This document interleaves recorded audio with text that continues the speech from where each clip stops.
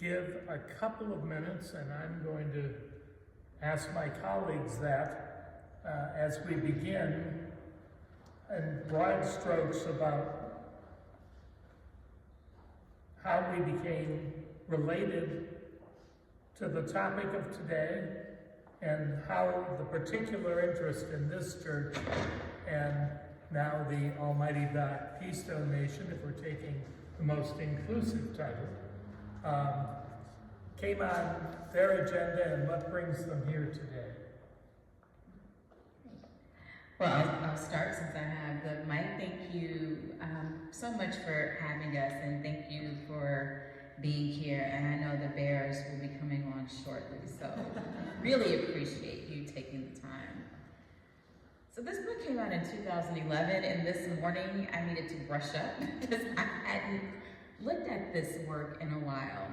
But what I did remember was talking to the Reverend John Fry and how salty his language was. I don't think I can quote everything that he said. But what happened is that he moved here to Chicago from Philadelphia in June 1965 to be the head pastor of this church. He was 42 years old, and the Blackstones had a reputation and a presence in the neighborhood. And he wanted to know what was going on, and he met Jeff Ford, and Ford responded the way anyone would to a strange white man poking around in a black neighborhood. And Fry thought that Ford was snowing him, but he also thought that there was something to be done with the Stones, given the violence and the gang activity that was happening in the community. And basically, he allowed them to come into this church, and it was not without controversy. He's like, yeah, I knew they were drinking upstairs in the sanctuary. They're young people. I'd rather them be drinking here than outside. And there's also the history intertwined with Apostolic Church nearby, because Reverend Brazier, who I got to talk to before he died, both men died before the book came out. Definitely Reverend Fry, and I'm thinking Reverend Brazier, if not before, pretty close. And there's a whole nother conversation about federal funds and TWO and apostolic. But there are the parallels of two churches in the community wanting to work with youth, because there was also a sense that the Woodlawn Boys and Girls Club wasn't able to work with them. How did Black folk feel about them in the community? You know, they weren't just all one thing. Like there was, violence and havoc on one hand, and then there was disinvestment, and then just youth wanting to come together. So you had all these forces, and what do you do? And Nicholas von Hoffman, I remember him, an organizer who had studied under Studs Terkel, said, the path to hell was paved with good intentions, and that's what First Presbyterian was doing. They shouldn't have done this. But Fry felt like, well, what do we do? Like, we're here, how do we engage with them? And I think that the racial dynamic too was, we can't chastise them the way maybe Black organizations can wrap them up into community. So it's such a fraught history, but I would say that there were also a lot of false rumors that I remember, that there were cult-like sacrifices of women at the altar where we're sitting, that there was a honeymoon club for conjugal visits in the gym. These things didn't turn out to be true, but there were parties charging 50 cents and playing Motown and drinking wild Irish rose.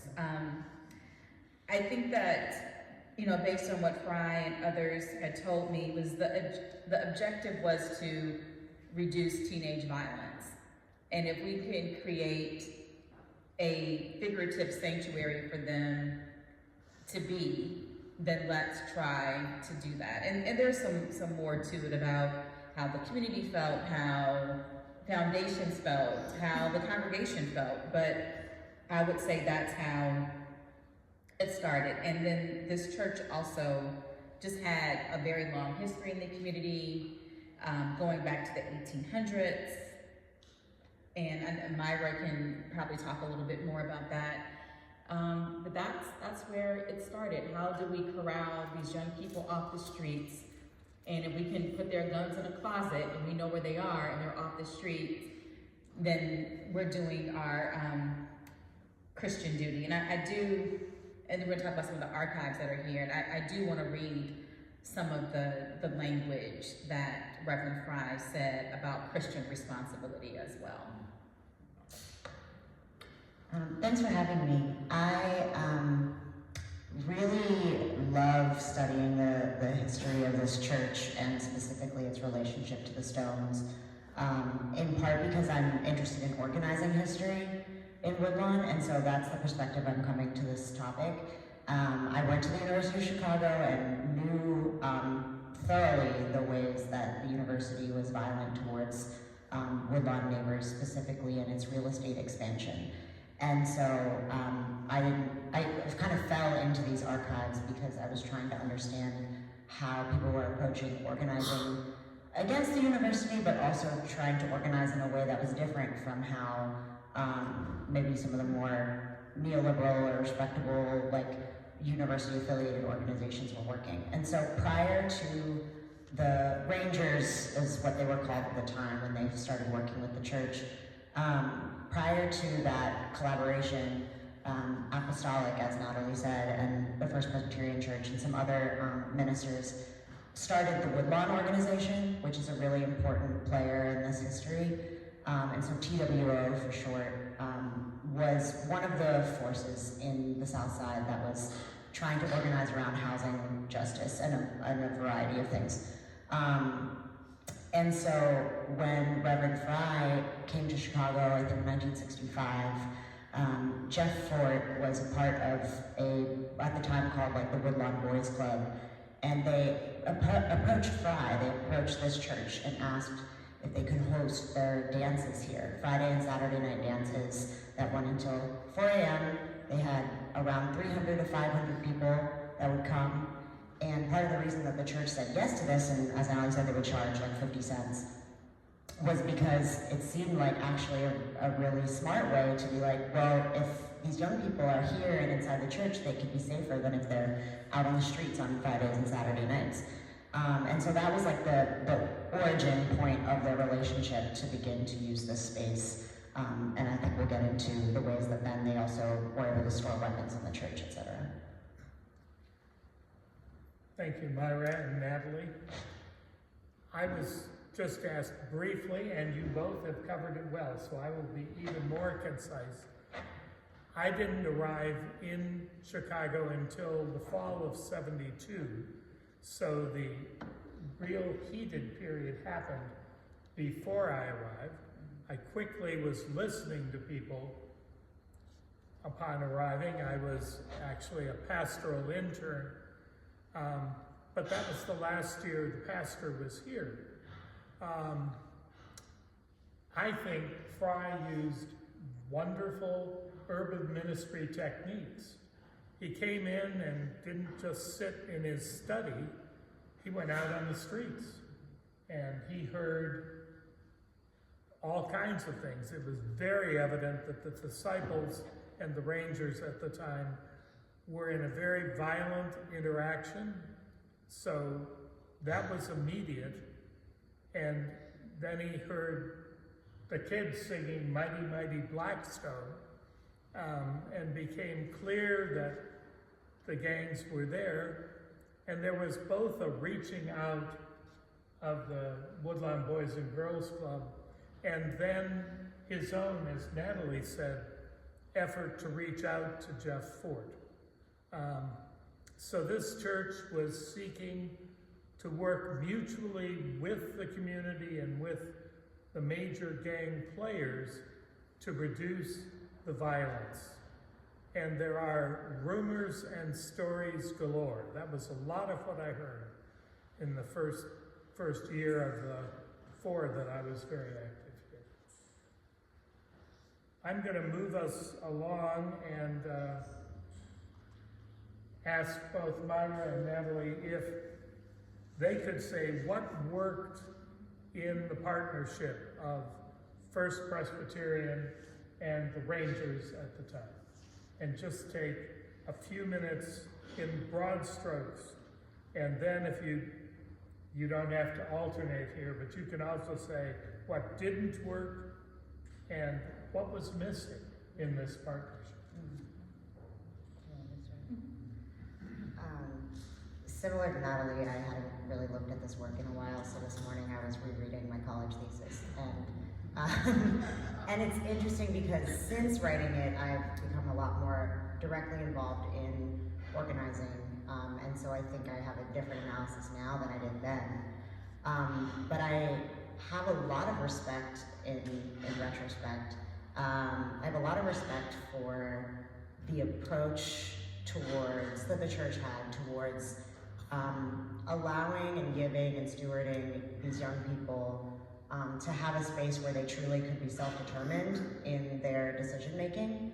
One of the rumors is that, and sort of the subject of a Senate investigation was like, to what extent is Reverend Fry and other church leaders manipulating or using or controlling this gang? And I think from looking at archival materials and speaking with people, I really do think that there was a respect and separation to a large extent between what the young people were deciding were their rules. So for example, if something was taken from the church and Reverend Fry would tell Jeff Ford or some of the main 21, and they would really quietly and respectfully and quickly handle it and get it back. And then the church wouldn't ask questions. They wouldn't try to then figure out like, okay, who did it and blah, blah, blah. There was this like respect for this other organization.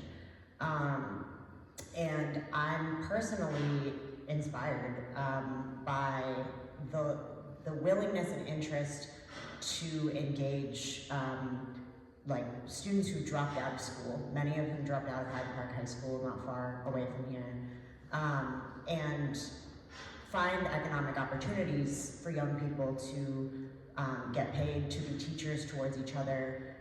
There wasn't this expectation of like indoctrination or even recruitment into the church, but just there was this pure understanding that there were not many third spaces for youth to design and govern themselves. And so that I think was actually really admirable and cool. I think what didn't work, and something Natalie was saying too, is like I do think that the Stones kind of taking advantage is a weird way to describing it, but knowing that it was like a white church leader and white church leaders, there was a lot of stuff that happened here that I don't know would have happened if it were in a black church. And not speculation, but I think that there was some like, all right, well, this is a majority white place, like we're gonna take advantage of whether it's white saviorism or guilt, etc. And I don't know that means that it would be ever a sustainable relationship. Yeah, so that's what I would say, what worked and what didn't work. I think obviously the big takeaway of what didn't work, I think, was outside of the control of the church and the Rangers, and it was that the government felt very threatened. People felt very threatened by the amount of power that the Rangers were accruing. At their peak, when they were inside the church, they were 5,000 youth. And by youth, I mean younger than 30 years old. I cannot think of a single youth organization today that built power in the way that they did. And so the government was set on it failing. And by government, I mean both like the US Treasury Department, the federal government, the CPD, which raided this church many times. And we'll get into the grant more, but that was one of the first times that the federal government gave money directly to organizations so that young people could get paid directly. Without much stipulation, with a lot of trust being given with that grant. And they were set up to fail in so many ways. And ever since that scandal of a failure, we have never seen that level of empowerment and funding given directly to youth to build power genuinely without it being like micromanaged and policed. So I think it like fundamentally changed the course of how youth work is done today and how organizing grants are done today. So I cannot overstate like how important that history is for how it's affected us and youth organizing. Okay, if I could just insert myself and ask a follow-up question to Maira. Yeah. Go for it. I would love to know like how your analysis changed. Like when you wrote this, how did you feel about the church and its work? Like we hear your analysis now, but what did you think at the time?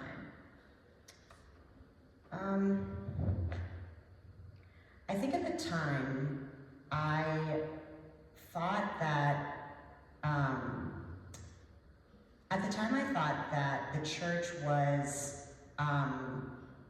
the church was playing an active role, I thought, to some extent, in knowing everything that was going on, in protecting the young people, and I didn't think that they were wrong for that. And also my research wasn't supposed to like give a judgment in that way necessarily. But I think now that the thing that changed in my analysis is like I've worked with a lot of young people since then. Young people at Hyde Park High School and at Parkside Elementary, and like lots of students who I think if we had traveled back in time would have been a part of this 5,000 strong member organization. And understanding now, like, the ways that the news media at the time, like The Defender and others, kind of talked about these young people like they were these criminal masterminds and mobsters. And while I do think that young people are very smart and there's a lot that they were responsible for, I do think that this mythology of, like, how they were manipulating and controlling the church, and then the church was just letting them do it. I'm like, I also think young people just, like, do dumb stuff sometimes. And so when you look at the old police reports of what they found in the raid, it'd be like, we found bent forks that they would use to like torture people, and we found a cleaver, and like the things that they listed out as weapons. Now looking back on it, I'm like, this is just random stuff that, like, yes, there were guns too, but in some of these police raids. So I think that now my like feelings about, I think back then I thought it was like almost more like mafia style stuff that was happening. And now that I'm, realizing Jeff Fort was 18 when he started having a relationship to this church, and picturing genuinely like just teenagers, I feel like my understanding of what the power dynamic was is different. And they probably didn't tell the church that much stuff either. And so I want to just pick up on a couple of things that Maira said about like when things went missing in the church. I got to interview Mary Lou Todd, who was the church secretary, and she talked about an electric typewriter went missing, chicken from a church dinner, and then someone would just say something, and then they would magically return. And so they didn't criminalize them. It probably was like one person or a group of people doing something. And the church also said, if there were problems, just go to Jeff Fort directly. And so he was the point person, and then he ostensibly must have, shaken folks up and said, return that. I was also tickled on how he would dress up as Santa Claus for the youth in the church. And the church also gave them jobs, outside of the TWO federal grant. So I think what worked is, I think adults are always vexed on how to connect with young people. And I think that John Fry's urban ministry way of, let's just bring them here. Let's just give them space. And I can't solve the problem. I'm not going to change them, but I can give them, because it wasn't about, well, we're going to make them be, altar boys here at the church. It was, if we can be a Christian example, that's what was more important. And I think just listening to them, talking about their challenges in school with dropping out, but I think a non-judgmental space is what worked. And what didn't work, I don't know what the right thing to do is, how you ignore crime, because they were ignoring. And not that that was happening inside here, but they didn't want to work with the police, and the police were upset, like the gang intelligence unit, which was comprised of, Black officers. Like, they did not like this relationship. And I don't think the church should have been, I guess I really don't know how this should have worked. And I'm also not here to have answers. I'm just here to, that's what journalists do, just write and you all figure it out and decide. Not here to give solutions.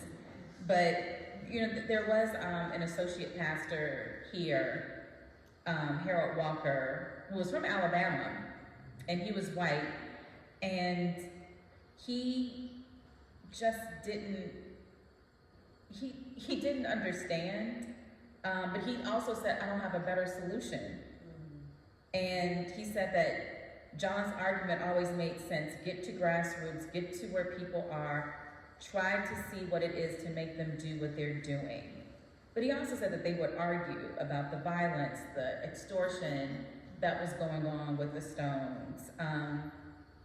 And knowing that Jeff and Bull Hairston, the co-leader, had the ability to scare people. But I like what you said about the self-determination, letting them, and I think we can't underestimate, the first page of the book, I interviewed Samuel Black, who was a teacher at Hyde Park High School and taught Jeff Fort, and he talked very poignantly about even the class divisions within the Black community here in Woodlawn, and how, the different waves of migration that were here, and, their youth were left behind. So I would say, I think I ultimately landed on the church was trying, and they were, and I don't think I gave an opinion, but even if you don't give an opinion, you frame things in a certain way. And I think the framing was, there were some mistakes, was it the right thing to do? You all can judge that, but talking to, and I don't think that was as common back then as it is now, when you hear about like the organizing that's in Chicago and the groups that are, I think, the most effective, how they let young people be and how they talk to them. And that's what I think this church was doing. Can I have one thing? Of course, go ahead. Yes, and I would actually argue that the church was in some ways more like radical and in some ways like progressive than a lot of youth organizing today, because I think part of like, there's like this lasting fear that we've inherited, or like trauma that we've inherited as people who work in community or in organizing or in institutions like this, where we are so afraid of, we don't treat children and youth like they are people to respect. We treat them like people that need to be controlled. And I think so much of the way that a lot of youth programming is designed today, as someone who works with youth, it's like very much like these youth have to fit within this certain type of box, speaking to the same types of prejudices that Timor Black talks about, of like how, opinions about which kids can be in which spaces. I think that the church was like really bold in this experiment for being like, we will allow any youth, regardless of criminal background or, high school status or et cetera, to be in the church. I don't see that anywhere now. Like the level of policing of young people. And so even though, yes, the thing that it is hard to like, I don't want to excuse things that Jeff Fort or Eugene Harrison have done. And also it's like, well, we're societally okay with like many of the police officers doing that. Like there were Stones that were like dropped off in opposing gang territories, taken to the lake and like beat up by cops and like almost forced to drown. Like there are police officers that did absolutely equally or more horrific things than what we talk about Jeff Fort doing, but like we condemn and imprison folks like Jeff Fort and the police officers. We are more comfortable with police officers doing that than we are with youth leaders. So I'm not excusing it, but I'm just like, I don't know that the church could have done anything differently. Like, I actually think that they, in my opinion, I will give my opinion. I think, like, looking at what they did, I feel like they did the best that they could have. Like, I wouldn't have wanted them to work with the gang intelligence unit. So. Thank you. I'm gonna interrupt briefly just for 2 anecdotes. I worked with Harold Walker that last year. I knew he was worn out. Totally. Jeff is also in the book, so he is not a disinterested party asking us questions. Thank you for outing me. I laughed. I said to Natalie, yeah, it's 129 and 130 in the book. But when I arrived here, the session, which is the governing board of the church, we're very happy to say, yes, we'd like you to be a liaison to the Woodlawn organization. And that was very interesting. I was often the only white face in the room for meetings, and I would have black pastors say to me, I came to fight tonight. Will you open with prayer so I don't have to? These were, I was a very protected white kid at the time, so there were some learnings there. But the session also said to me, well, we stay in touch with the nation, and this was all the way ahead to 72 to 74. So we'd like you to carry our messages to Jeff in the Joliet pen. Well, that's interesting until the session said, we'd like the nation to know that they're going to have to share their space. They had had a locked, exclusive access to the 3rd floor of this church. And we wanted to expand Head Start work. So I was charged to take that message out to Jeff. And I was never hassled by any member. But it did occur to me at time that I would be a little vulnerable. This church at the time would not call the police, and their alarm system went to my phone. So at night, and I was in student housing in Hyde Park, I was, shall we say, naive or whatever, but I would have to come down and check out the church.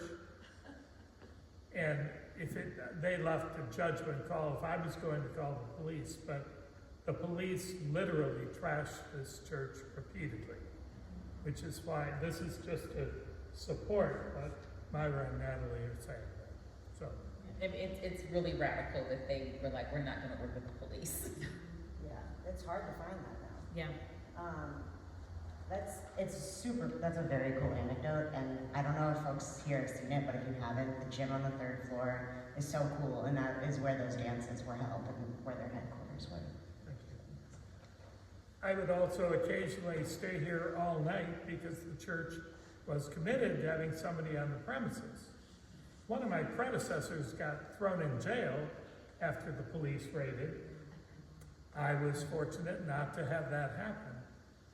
But folks would maybe take a break from the dance, and I would hang out in what's now David's office. And members would come in and just want to talk. And that was very powerful to hear incredible life stories. We need to ask about the response from the city and federal government to all of these things, and what insights or thoughts both of you may have to that. Yeah, well, we kind of touched on that already. They were not happy. I did, before we get to that, I did want to just underscore a couple of things that John Fry told me that relate to what we're saying with the Stones. He said, we couldn't invite them in and say, now I'm your boss and I'll counsel you and tell you how effed up you are.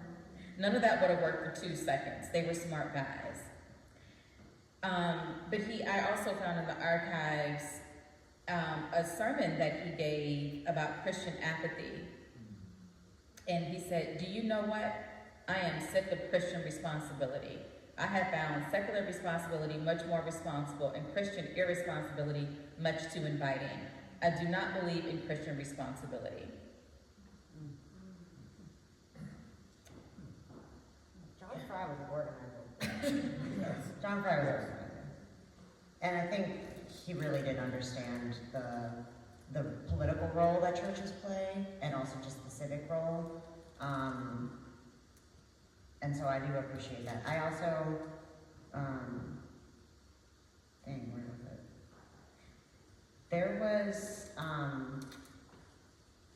There was a response from the federal government, for folks who don't know, shortly after the Office of Economic Opportunity is what it's called, OEO grant.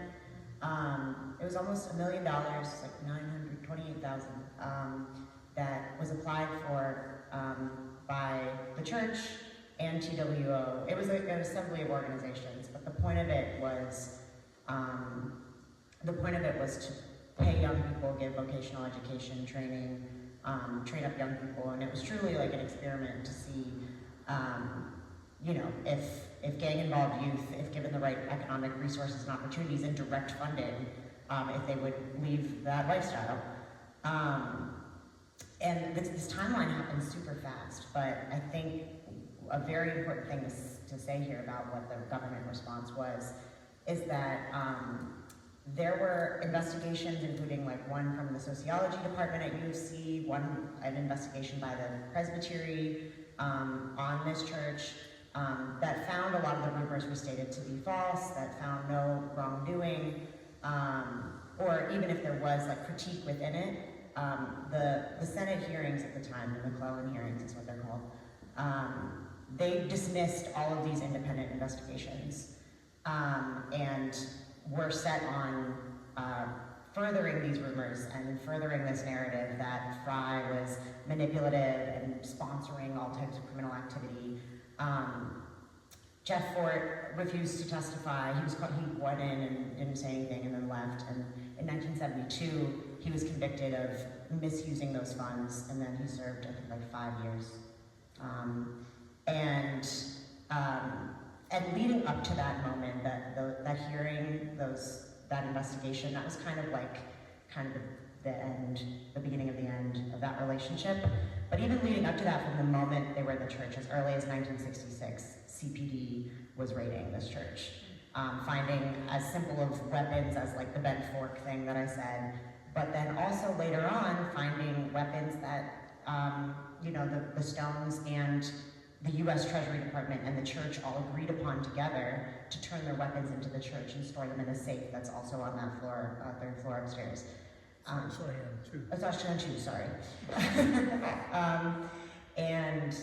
And even though they had that agreement, and they complied with that agreement, the church was still raided to like excavate and find these guns. So there was, even in the moments of like attempting to comply with and participate in a pre-established civic agreement, whether it's through a grant or a U.S. Treasury Department thing, the CPD still wanted this church to fail, and they wanted the Stones to fail. So, yeah, that's how I would describe the response from the government. And so I'll talk about the CPD response, which was the creation of the Gang Intelligence Unit. And I don't think any of us here want to downplay the violence that was happening in the community. But at the time, so the GIU was started around, I think, 67, 66. And before that, gang intelligence or policing was very decentralized. And so they put Ed Buckney, and just a little fun fact, Ed Buckney was married to Cosette Buckney. If we have any CPS people here, she was the chief education officer under Paul Vallis. Yeah. And so Ed Buckney had this force, doing these raids that we've talked about. And going back to Harold Walker, so we already established that the church was not cooperating with the police.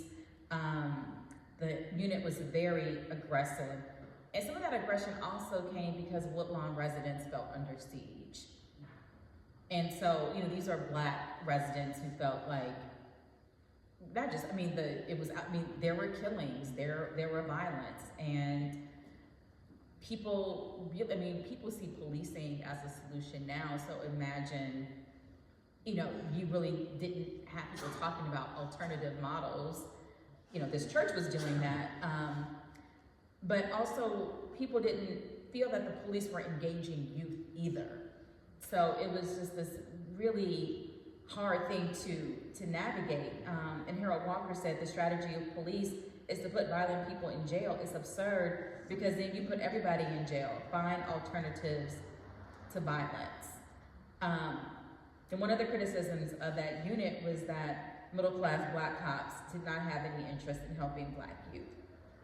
And Buckney and others did not agree with that because they did not come up middle class. They came from the streets too. They were seeing the extortion that was happening in the schools.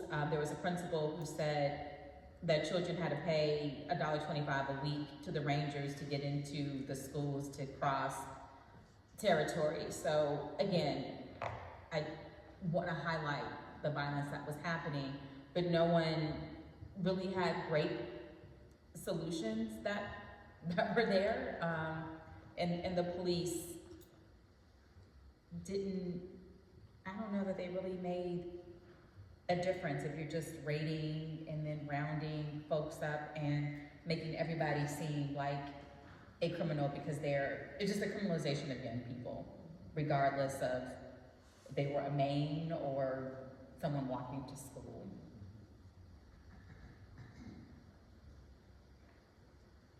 There's a sense, and thank you for raising it, Natalie, about the Woodlawn community. When I arrived in '72, there were very disparate opinions, but this church developed a reputation, and some people simply would not come here because of the partnership in the past. From your writing and insights, do you have any further comments on the community and their reaction, both, well, specifically here to the nation, but the violence between the Rangers and the disciples earlier on? Well, let me point to because there's what really happened with the weapons that were here. And this was a negotiation. It was a deal done outside of policing. So the Stones and the disciples turned in their weapons here on July 4th, and the church secretary did an inventory of it, and agents from the U.S. Treasury Department watched. And the agreement happened because the Stones did not trust the police. And no one had the combination on the lock on the safe, but then the press got wind, and then the police raided, and then that led to bomb threats and condemnation of the church. But I think that was an example of, okay, here's maybe something we can do about the problem. We can negotiate with both gangs, get their weapons, stash them, you see it, and let's just keep this between ourselves and not let the authorities or the public know, and then it got out. Yeah, that's a really important example. The church was trying to build alternatives to police long before we were using that phrase. And to your point, it was because people found out, and then they still believed so much in the police that they were like calling for this raid or calling for, you know, the church to be punished in a way. And so, you know, it's not only with literally the police department that troubles with policing staff, but it's also like the community themselves, people in the community that perpetuate policing and call the police. I'd love to add some context also about Woodlawn. I think a lot of people here are familiar with the history, but this was the thing I was trying to find. One of his earliest impressions of Woodlawn was immediately understanding that the community had visions of bulldozers that were crouching on the edge of Woodlawn, all gassed up and ready to level the place. Woodlawn had tipped from solid white to solid black in the 50s, and it felt about ready to tip into non-existence in 1965 to 1966. So the University of Chicago, as we still see them do this now, like expanding into an area, expanding into Woodlawn and increasingly policing South Shore as well. And I think Fry and the church understood that the context in which they were working in, and similar to what you still see today, that phrase that we have visions of bulldozers crouching ready to level the place, is still an anxiety that I know many people feel still about Woodlawn and South Shore. And I think that within today's context, a similar thing existed then too, where there are people who do think that bulldozers coming in is actually going to improve the place, even as they live in the community, even as they themselves might be threatened as well by the bulldozers. And Tim Black's interview with Natalie, he speaks to this a lot in his other work too. I think it's really important to note that there is a difference in the first wave from the second wave of Great Migration, and that a lot of these young people were part of or children of the second Great Migration, and so there was like class differences. And I think that that lineage of the difference within class and policing in a predominantly Black neighborhood, we still have the same types of social and policing divides and expectations of how youth should be worked with. So that's how I would just look to his words when thinking about how the community felt and acted in Woodlawn at the time. David has just suggested that we take our remaining 5-6 minutes before we start questions. I'm certain that some of the questions that we have framed do not cover what you would like to mention. So I want to see if there are things on your mind in the last 5 minutes or so.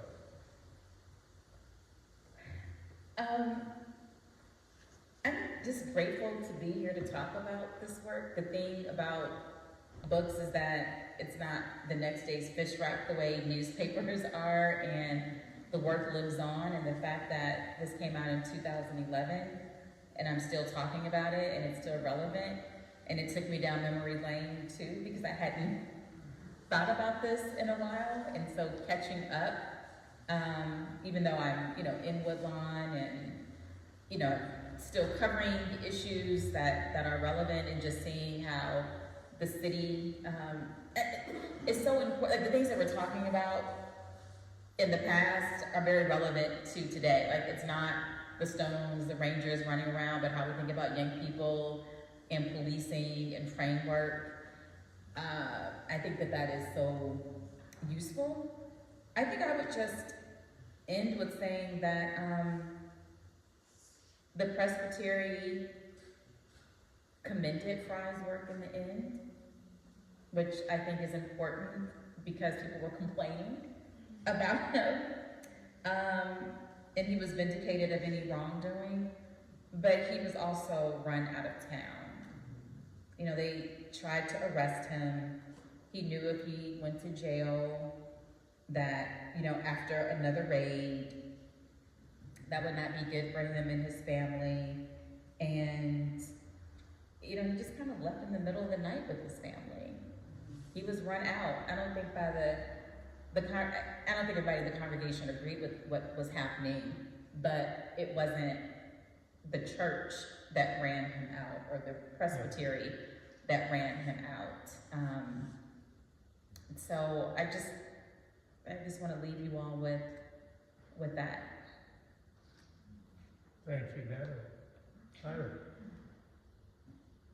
The thing that I have been thinking about in revisiting this, and both returning recently actually to the archives of this church, which are housed at the Newberry Library, and then also recently the Red Squad files, is thinking about the state of youth organizing and what it means for young people on the South Side to be policed by adults who are not literally the police, but are just leaders in their schools or in whatever organizations they're part of, and what that kind of like adultism really looks like.